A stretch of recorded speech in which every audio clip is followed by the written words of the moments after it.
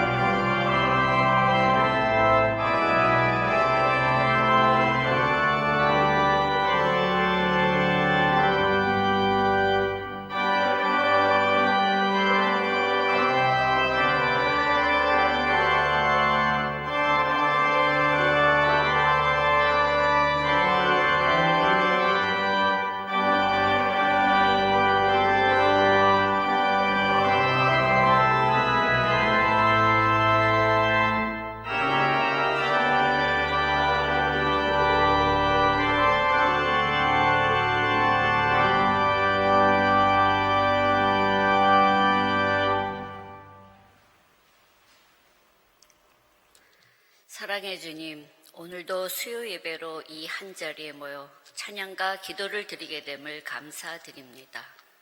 가을이 깊어가는 10월도 이제 하루가 남았습니다. 2024년도 새해에 세웠던 계획들은 잘 지켜졌는지 한번 되돌아봅니다. 이제 2024년도 2달 남았습니다. 아직 지키지 못한 일들, 이루지 못한 일들이 있으면 꼭 실천하고 이루어지기를 기도합니다. 치유의 주님, 환우들을 위해 기도합니다. 치료하는 가운데 지쳐 쓰러지거나 넘어지지 않게 하시고 주저앉지 않게 하소서. 버틸 수 있는 힘을 주시고 치유의 손길로 치유하여 주옵소서. 우리의 기도를 들어 주옵소서. 자비의 주님, 우리는 늘 주님의 은혜 속에 살아감을 고백합니다. 날씨가 점점 추워져 가고 있습니다. 어려움 속에 있는 이웃들과 소외된 이들에게 주님의 사랑과 평화가 임하게 하시고 우리 모두가 서로를 돕고 이해하며 함께 나아갈 수 있도록 인도하여 주시고 자비를 베풀어 주옵소서. 은혜의 주님, 지금까지 우리를 지켜주시고 보호해 주신 은혜에 감사드립니다. 수능이 얼마 남지 않았습니다. 지금까지 하나의 목표를 향해 달려온 아이들입니다. 지금까지 눈동자같이 지켜주셨듯이 수능 보는 그날까지 아프지 않게 하시고 지혜 주시옵소서. 시험을 보는 순간에도 주님 함께하여 주시옵소서. 그들에게 많은 은혜 베풀어 주시옵소서. 용서의 주님, 우리의 죄와 허물을 용서하여 주옵소서. 내 눈에 들보는 못 보면서 남의 눈에 티만 탓하는 저희들을 용서하여 주옵소서. 남을 탓하기 전에 나를 한번 돌아보게 하시고 서로가 다름을 인정하게 하소서. 늘 배려하는 마음을 갖게 하시고 주님의 말씀을 듣고 순종하게 하소서. 오늘 말씀을 선포하시는 목사님께도 주님이 함께 하시어 주님께는 영광이요 우리에게는 많은 은혜 되는 시간 되게 하소서. 오늘 이 예배가 우리의 마음과 생각이 온전히 주님께 향할 수 있도록 도와주옵소서. 이 모든 말씀을 구할 때 항상 우리의 등 뒤에서 우리를 지켜주시는 주님의 이름으로 기도드립니다. 아멘.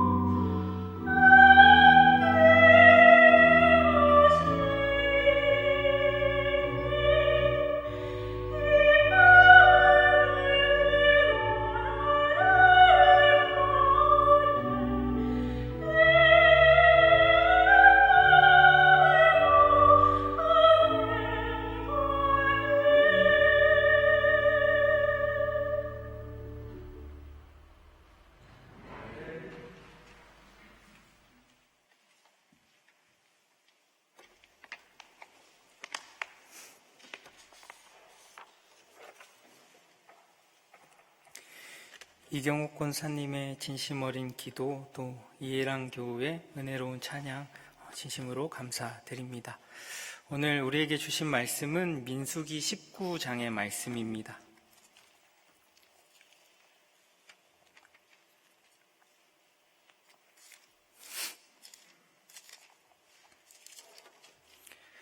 민수기 19장의 말씀 한 절씩 교독하시겠습니다.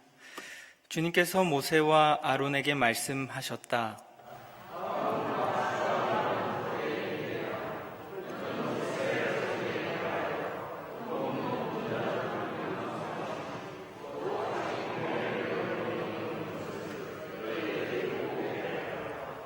너는 그것을 제사장 엘르아살에게 주어라. 그러면 그는 그것을 짐 밖으로 끌고 가서 자기가 보는 앞에서 잡게 할 것이다.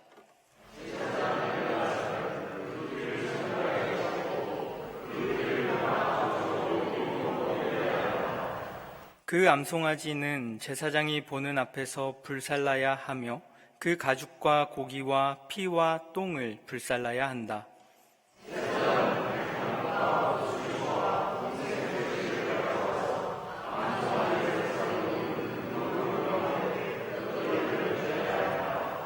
그런 다음에 제사장은 자기의 옷을 빨고 물로 몸을 씻어야 한다. 그렇게 한 다음에야 그는 진안으로 들어올 수 있다. 그 제사장의 부정한 상태는 저녁 때까지 계속될 것이다.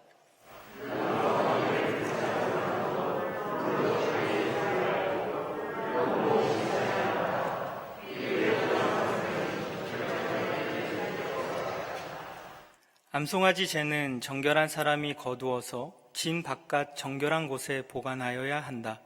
그것은 이스라엘 자손 회중이 죄를 속하려 할 때에 부정을 씻어내는 물에 타서 쓸 것이므로 잘 보관하여야 한다.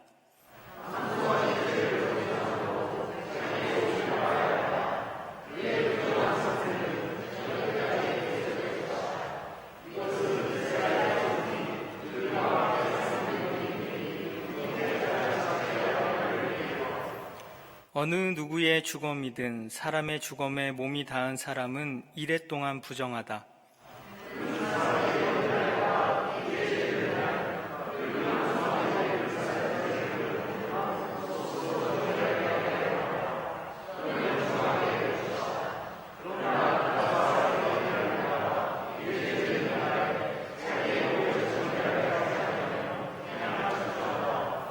누구든지 주검, 곧 죽은 사람의 몸에 닿고도 스스로 정결하게 하지 않은 사람은 주의 성막을 더럽히는 사람이다. 그 사람은 반드시 이스라엘에서 끊어져야 한다.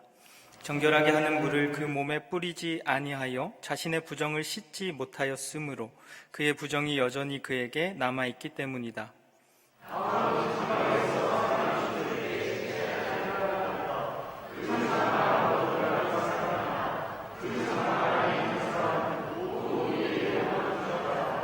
어떤 그릇이든지 그 위에 뚜껑을 열어놓고 덮지 아니한 그릇들도 부정하게 된다.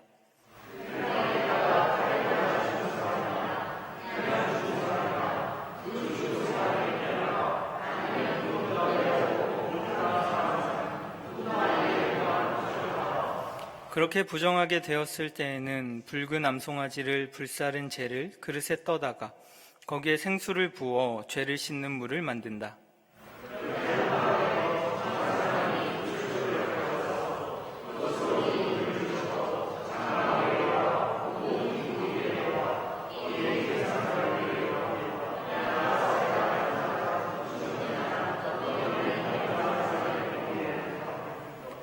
정한 사람이 사흘째 되는 날과 일회째 되는 날에 부정한 사람에게 이 잿물을 뿌려준다.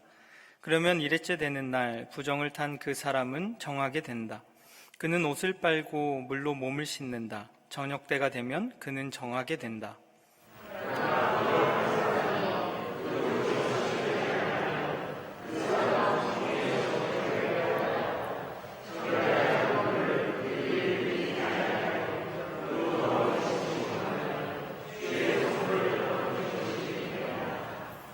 이것은 그들이 언제까지나 지켜야 할 율례이다. 정결하게 하는 물을 뿌린 사람도 자기의 옷을 빨아야 한다. 정결하게 하는 물에 몸이 닿아도 그는 저녁 때까지 부정하다.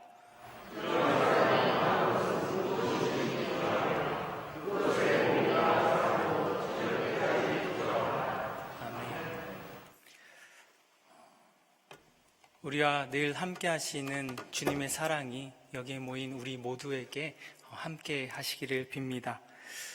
오늘 본문은 민수기 19장입니다. 이 민수기 19장은 여러 율법 중에서도 가장 이해하기 어려운 난제로 남아있는 본문입니다. 이 규례에는 다른 일반 규례와 그리고 다른 제사에서는 찾아보기 힘든 독특한 성격들이 있습니다.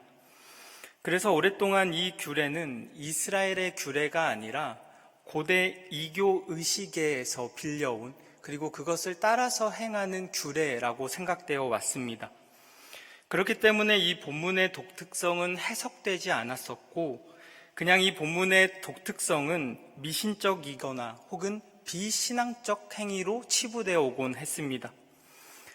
그러나 최근의 학자들은 이 본문의 독특성을 본래의 규례를 재구성하고 또 재발명한 결과 생겨난 것이라고 주장하기 시작합니다. 저는 오늘 후자의 입장에서 이 본문을 나누고자 합니다. 이렇게 이 본문의 독특성을 이스라엘의 규례를 재발명하고 또한 재구성한 결과로 접근할 때 우리는 이 본문만이 주고 있는 중요한 의미, 이 독특성의 의미를 발견할 수 있게 되기 때문입니다. 먼저 민수기 19장은 이렇게 시작합니다. 1절과 2절은 이렇습니다. 주님께서 모세와 아론에게 말씀하셨다. 다음은 나 주가 명하는 법의 율례다. 주님께서는 모세와 아론에게 법의 율례를 말씀합니다. 법의 율례를 히브리어로 보면 하토라 후카트라는 단어입니다. 하토라는 토라, 즉 율법을 의미하고 바로 후카트가 율례 혹은 규례에 해당하는 단어입니다. 그리고 후카트의 어원은 호크인데 우리는 이 율법 그리고 성경 안에 수많은 호크가 존재한다는 사실을 알고 있습니다. 그런데 이러한 규례와 율례는 보통 역사적인 아주 구체적인 상황을 통해 주어지기도 하고 아니면 사회 정의를 유지하거나 공동체의 결속을 위해서 주어질 때가 많습니다. 특별한 이유 혹은 특별한 목적을 위해서 규례가 주어지는 겁니다. 유월절이나 무교절도 하나의 호크입니다. 그리고 성서에 나타나는 약자보호법들도 호크의 일부입니다. 그러나 모든 규례가 이처럼 분명한 이유 혹은 분명한 목적이 주어져 있던 것은 아닙니다. 규례들에는 모두가 동의하기 어려운, 좀 납득하기 어렵고 이해할 수 없는 규례들도 존재합니다. 대표적인 규례로는 고기와 우유를 함께 먹는 것 또는 양모와 배가 섞인 옷을 입는 것을 금지하는 규례들입니다. 또한 오늘 본문도 이러한 규례들 중에 하나입니다. 어떠한 상황에서 이 규례가 주어졌는지 분명하게 알 길이 없고 또한 규례의 목적이나 필요성도 분명하게 주어지지 않고 있기 때문입니다. 이러한 이유로 사디아 가온이라는 랍비는 율례는 순종하는 우리에게 보상을 주기 위한 것 외에는 다른 이유가 없는 명령일 수도 있다라고 말합니다. 규례는 어떠한 이유나 목적 없이 주어지는 그저 순종을 확인하기 위한 하나의 수단일 수도 있다라는 해석입니다. 그러나 12세기 스페인의 랍비 랍밤은 조금 다른 견해를 보입니다. 그는 하나님의 명령 중에 그 어떠한 것도 비합리적일 수 없다라고 생각했습니다. 완전하신 하나님께서 인간이 이해할 수 없고 납득할 수 없는 법을 주실 리 없다라는 생각이었습니다. 단지 우리가 규례를 이해하거나 납득하기 어려운 이유는 인간의 한계 때문입니다. 최초의 이 규례는 분명한 이유나 목적을 위해서 우리에게 주어졌지만 인간이 시간이 지나면서 그 규례의 목적과 또 의도를 잊어버렸다고 생각한 것입니다. 이러한 사유를 진전시킨 랍비들은 규례와 율례를 자연의 온전성을 가르치기 위한 법으로 보았습니다. 그들은 자연 안에는 고유한 법칙이 존재하고 각각의 영역 및 또 경계들이 존재한다고 생각했습니다. 그렇게 주어진 이 법칙이나 경계를 넘어서는 일, 그리고 이 주어진 경계를 거스르는 것은 신성하게 창조된 이 세상의 질서를 욕보이는 것이며 자연 자체를 위협하는 일이라 생각했습니다. 이러한 이해는 왜 우리가 고기와 우유를 함께 먹지 말아야 하는지, 또 양모와 배가 섞인 옷을 입지 말아야 하는지를 이해할 수 있게 해줍니다. 위의 행위들은 자연의 본래성과 순수성을 어기고 하는 행위들이기 때문입니다. 양모와 배를 섞는 건 동물성과 식물성을 인위적으로 조합하는 행위입니다. 고기와 우유도 생명을 상징하는 우유와 또한 죽음을 상징하는 고기를 혼합하는 행위입니다. 이러한 주장을 가장 강력하게 주장한 한 인물이 랍비 히르시입니다. 그는 이러한 관점으로 오늘 민수기 19장에 대한 해석을 하나 남겨두었습니다. 그는 이렇게 말합니다.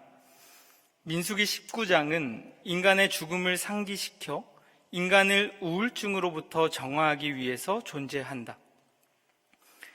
그는 민수기 19장이 자연적 질서로부터 오는 죽음을 우리가 인위적으로 극복하는 것이 아니라 제대로 잘 수능하기 위해서 주어진 규례일 거라고 추측하고 있는 것입니다.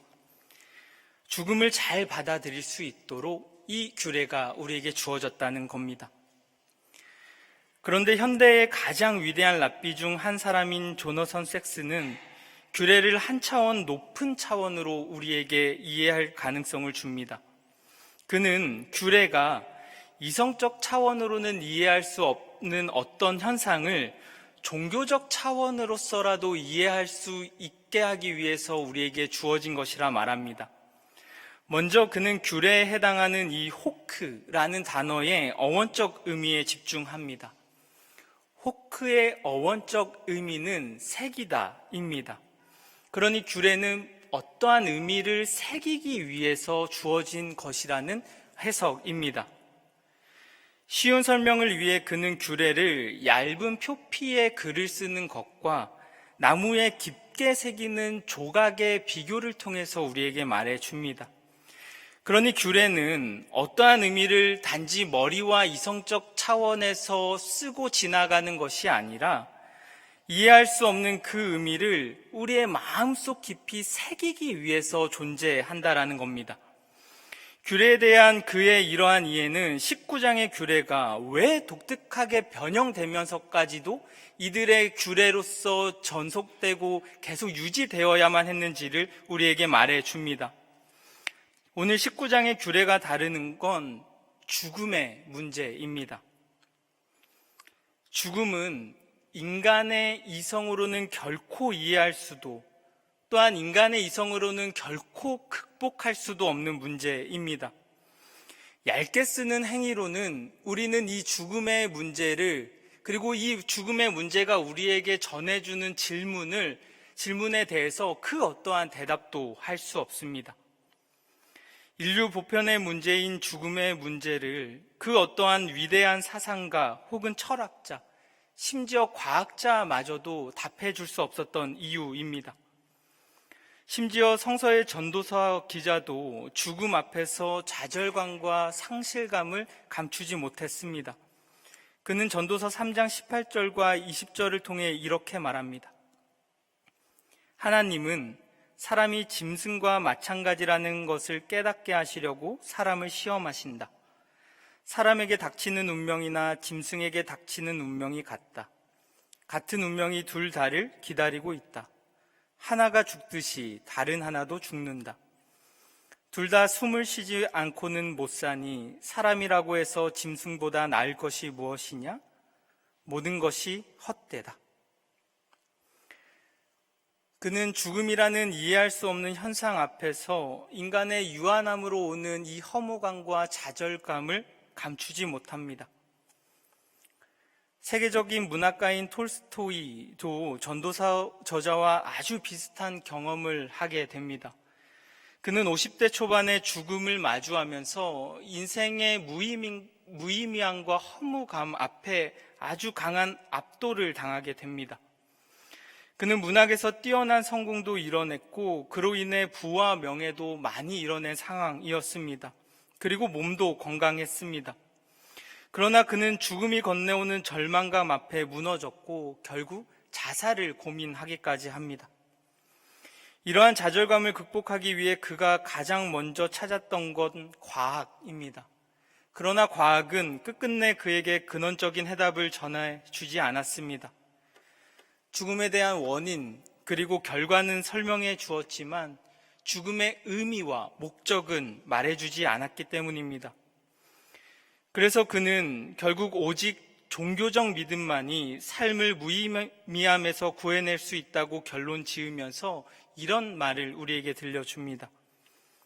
신앙은 생명의 힘이다. 사람이 살아있다면 무엇인가를 믿어야 한다. 유한한 것의 환상을 이해한다면 무한한 것을 믿게 되어 있다. 믿음 없이는 사는 것이 불가능하다. 죽음의 허무감, 죽음이 건네오는 이 허무함의 질문 앞에서 우리가 삶을 존속하기 위해서는 이성적 차원을 넘어서는 그 무언가가 필요합니다. 그래서 이스라엘 공동체는 이 죽음의 질문 앞에서 신앙의 규례를 지켜냈습니다. 죽음과의 접촉으로 인해 생겨나는 이 부정성과 그리고 죽음이 이 공동체에게 가져오는 인생의 무의미함을 극복하기 위해 이들은 종교적 규례를 사용한 겁니다. 먼저 2에서 10절을 보면 죽음의 부정성을 극복하기 위해 백성들이 해야 할 일이 나타나 있습니다. 그것은 붉은 암송아지를 태워서 재로 만드는 일입니다. 2절에서 백성들은 흠없는 붉은 암송아지를 모세에게 가져옵니다. 그리고 모세는 그 송아지를 제사장인 엘르아살에게 전해줍니다. 그리고 엘르아살은 그 암송아지를 진 밖으로 데리고 가서 잡아서 그 피를 회막 앞쪽에 7번 뿌리고 또한 그가 지켜보는 앞에서 이 암송아지를 태우는 일을 합니다. 그런데 바로 이 태움의 의식의 과정에서 우리가 이 규례를 이해하기 어렵게 만드는 이 규례만이 지니고 있는 독특성들이 발견됩니다. 다른 규례와는 달리 이 규례는 성막 밖, 즉 진 밖에서 이루어집니다. 또한 피가 제단이 아니라 회막 앞쪽에 뿌려지게 됩니다. 그리고 가장 중요한 특징은 제물인 암송아지의 색이 지정되고 있다는 겁니다. 그 어떤 제사나 규례도 태워질 제물의 색상을 지정하는 일은 없습니다. 그러나 이 규례는 제물의 색상을 특정한 색, 붉은색 암송아지를 태워야 한다라고 말합니다.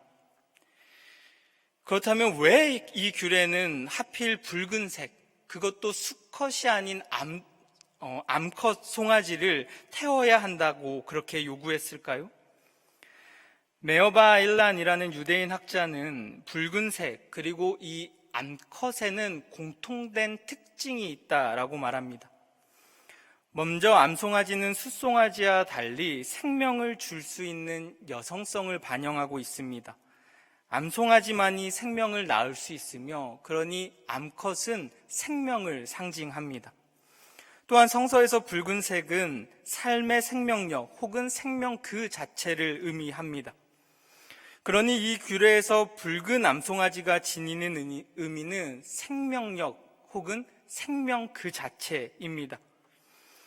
규례는 죽음의 부정성을 극복하기 위해 붉은색 암송아지가 지니고 있는 이 생명력을 재로 만들어서 그 부정성을 극복할 수 있다라고 본 것입니다.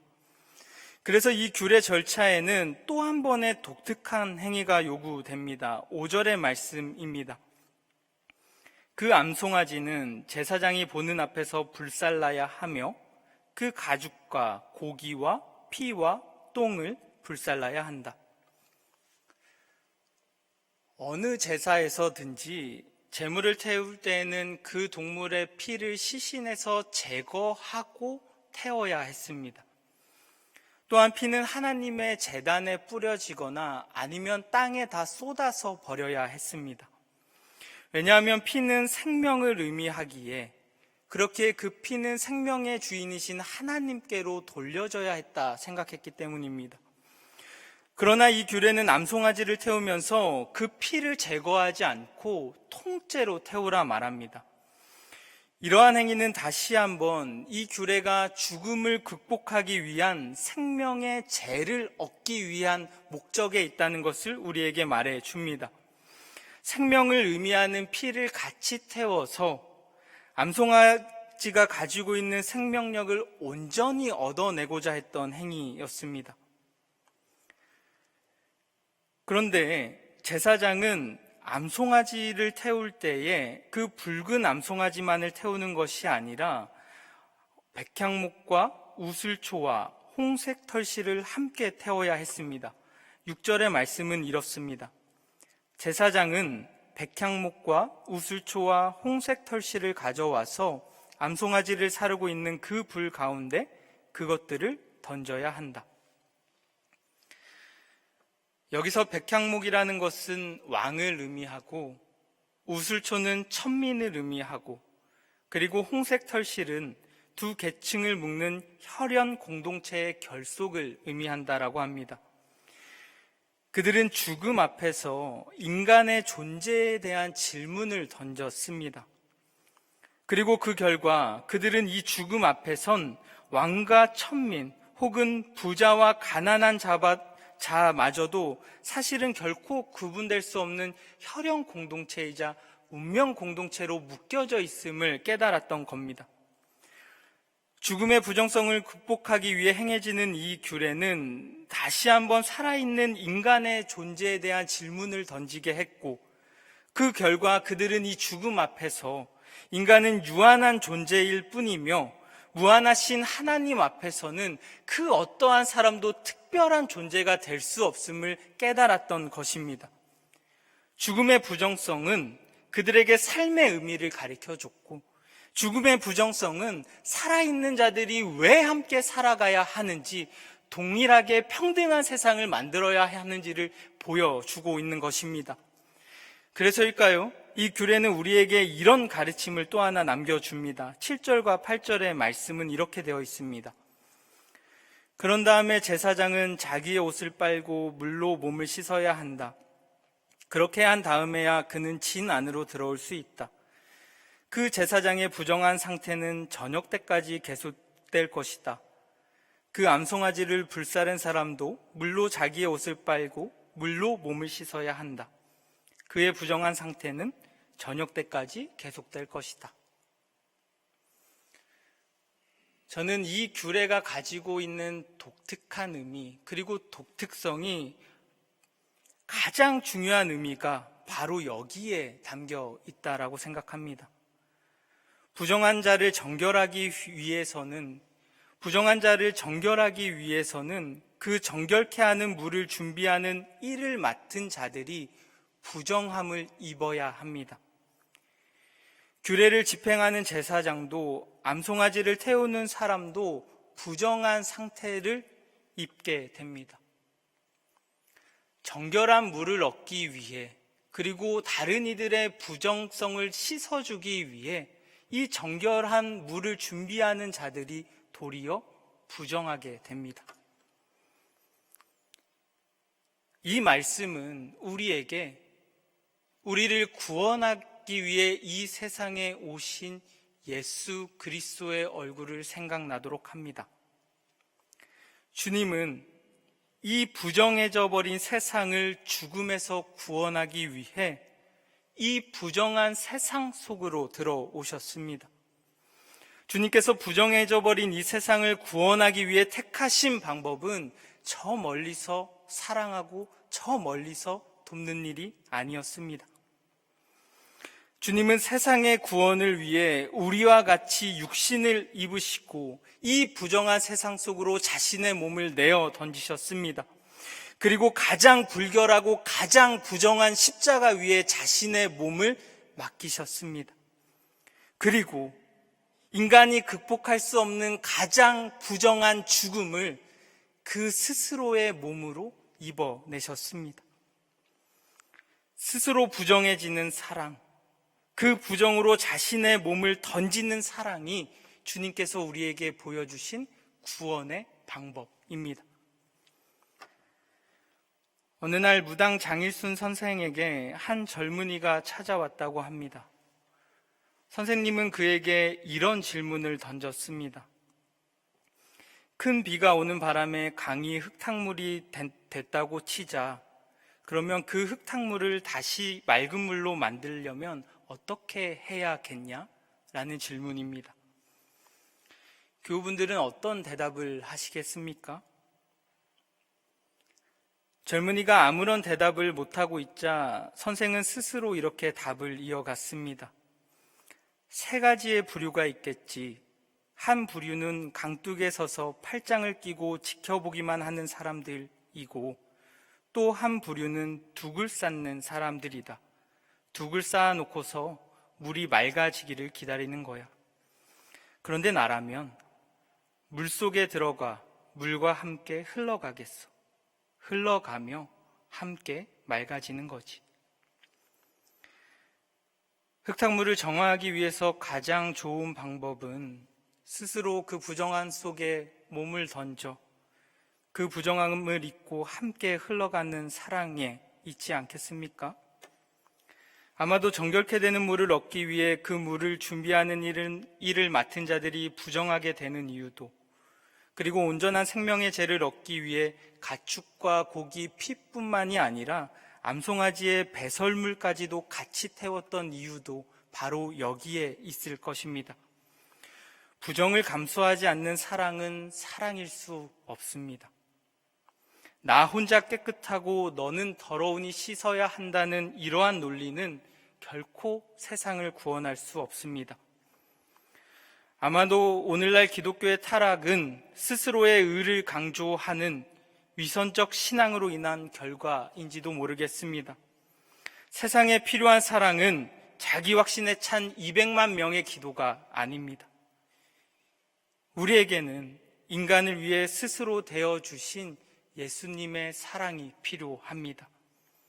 함께 흘러가며 함께 맑아지는 삶, 판단과 정죄가 아니라 함께 할 수 있는 사랑이 우리에게 필요합니다. 이제 붉은 암송아지의 죄를 얻는 절차를 끝낸 이 본문은 실제적인 상황에서 이 죄를 어떻게 활용해야 하는지를 말해줍니다. 이 당시의 사람들은 죽음의 부정성이 죽음을 통해서 살아있는 사람에게 전해질 거라고 생각했습니다. 그래서 죽음에 닿은 사람은 이래 동안의 부정한 상태에 머무르게 됩니다. 이러한 부정을 극복하기 위해 필요한 것이 앞서 만든 붉은 암송아지의 죄입니다. 12절은 이렇게 말합니다. 그가 사흘째 되는 날과 일회째 되는 날 붉은 암송아지를 불사른 죄를 탄 물로 스스로 정결하게 하여야 한다. 그러면 정하게 될 것이다. 그러나 그가 사흘째 되는 날과 일회째 되는 날에 자기의 몸을 정결하게 하지 않으면 그냥 부정하다. 죽음의 몸이 닿은 사람은 사흘째 되는 날과 일회째 되는 날에 죄를 탄 물을 자신의 몸에 뿌려야 했습니다. 죄를 그냥 뿌리지 않고 물에 타는 이유는 물이 씻음이라는 상징적 의미를 지니고 있기 때문입니다. 씻음을 상징하는 이 물에 생명을 상징하는 죄를 타서 섞어서 뿌리면 그 부정성도 함께 씻겨져 나갈 수 있을 거라고 생각한 겁니다. 그런데 이제 규례는 장막 안에 있는 사람이 죽었을 때의 상황을 전제합니다. 장막 안에서 사람이 죽으면 그 장막 안에 있던 사람, 그리고 장막 안으로 들어가는 사람 모두 부정하게 됩니다. 이때에는 죽음의 신체가 닿지 않아도 그는 부정하게 됩니다. 심지어 뚜껑을 열어놓고 있던 그릇들도 모두 부정하게 될 거라 말합니다. 밀폐된 공간 속에서 부정성이 전파되고 확산될 수도 있다는 우려 때문이었을 겁니다. 그런데 또한 규례는 여기에서 그치지 않고 들판에 있다가 칼에 맞아 죽은 사람 혹은 들판에서 죽은 사람의 죽음의 문제까지도 접근합니다. 16절은 이렇게 말합니다. 들판에 있다가 칼에 맞아 죽은 사람이나 그냥 죽은 사람이나 그 죽은 사람의 뼈나 아니면 그 무덤에라도 몸이 닿은 사람은 누구나 이랫동안 부정하다. 장막 안에 머물고 있는 사람이 그들의 이웃이었다면 아마도 들판에서 죽어가는 그 사람은 그들이 알 수 없었던 절대적 타자를 의미할지도 모릅니다. 그러나 이 규례는 이 둘 모두의 죽음의 문제를 쉽게 지나치지 않았을 뿐 아니라 이 둘의 죽음의 문제에 대해서 동일하게 대응합니다. 18절과 19절은 이렇게 말합니다. 그렇게 한 다음에 정한 사람이 우수초를 가져와서 그것으로 이 물을 찍어 장막 위에와 모든 기구 위에와 거기에 있는 사람들 위에와 뼈나 살해당한 자나 죽은 자나 무덤에 몸이 닿은 사람 위에 뿌린다. 정한 사람이 사흘째 되는 날과 일회째 되는 날에 부정한 사람에게 이 제물을 뿌려준다. 그러면 일회째 되는 날 부정을 탄 그 사람은 정하게 된다. 그는 옷을 빨고 물로 몸을 씻는다. 저녁 때가 되면 그는 정하게 된다. 성서는 장막 안에 있는 사람이 죽었을 때에도 들에서 칼을 맞아 죽어버린 사람을 마주할 때에도 규례의 절차를 동일하게 진행합니다. 사흘째야 일회째 되는 날 부정해진 사람에게 정한 사람이 잿물을 뿌려줌으로 이 죽음의 문제를 극복합니다. 그런데 저는 이들의 이러한 행위가 죽음의 부정성뿐만 아니라 그들이 주변에 있는 이들의 죽음 그 자체에 얼마나 민감하게 반응하고 있는지를 보여준다라고 생각합니다. 그들은 주변에 들판에 있던 알 수 없는 이 절대적 타자의 죽음마저도 그냥 지나쳐서는 안 됐습니다. 이 종교적 규례가 한 개인의 죽음을 이스라엘 공동체의 규례로서 지켜낼 것을 명하고 있었기 때문입니다. 그렇게 저는 민수기 19장의 규례가 표면적으로는 그 전염병을 예방하는 데 목적이 있었다 하더라도 그 이면에는 그들의 주변에서 죽어가는 이를 향한 그들의 민감함이 내포되어 있다라고 생각합니다. 그들은 이웃의 죽음을 넘어 알 수 없는 이들의 죽음도 쉽게 지나치지 않도록 이 규례를 지키며 그들의 죽음을 공유했던 겁니다. 각 개인의 삶이 중요해지고 사회의 관계가 단절되면서 고독사가 급격히 늘고 있습니다. 작년에만 고독사로 생을 마감한 분이 3,600여 명이 된다 합니다. 그중 많은 분들이 50에서 60대의 남성이었는데 이제 점점 더 30에서 40대의 사람의 수도 늘어나는 추세라고 합니다. 죽음은 각 개인의 문제가 되었습니다. 이제 우리는 주변에 죽어가는 이웃들에 대한 관심이 끊어져 버렸습니다. 또한 우리는 전쟁으로 인해 하루에 수백 명, 수천 명이 죽어가는 현실을 살고 있습니다. 그러나 죽음을 전하는 반복되는 뉴스에 이제 우리는 하루에 수백 명이 죽어가도 수천 명이 죽어가도 대수롭지 않게 별 다른 감흥 없이 지나갑니다. 수많은 이들이 왜 죽어야 하는지 모른 채 비극적 죽음을 마주하고 있지만 우리는 아무런 일 없는 평온한 세상을 살아갑니다. 한강 작가의 아버지인 한승원 작가는 딸의 마을 잔치를 열려 하다가 취소를 해야 했습니다. 지금 세계에서 전쟁을 하고 있는데 축하 잔치를 해서는 안 된다는 딸의 만류 때문이었습니다. 타인의 고통과 죽음에 대한 민감이 사라져가는 시대에 한강 작가의 이런 마음이 고마울 뿐입니다. 히라노 게이로치는 나란 무엇인가라는 책에서 분인이라는 개념을 우리에게 들려줍니다.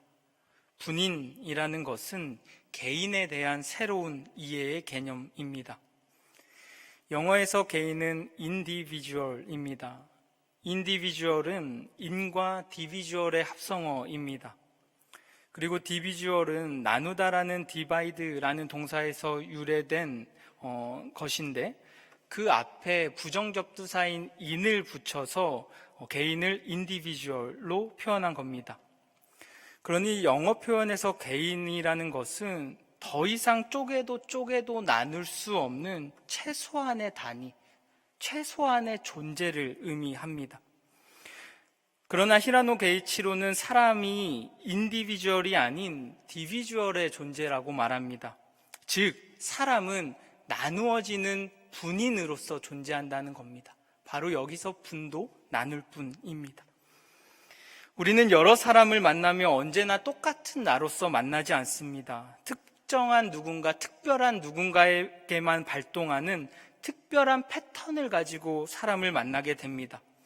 직장 사람을 만날 때의 나와 가족과 함께 있을 때의 나, 그 둘은 서로 다른 모습을 지니게 됩니다.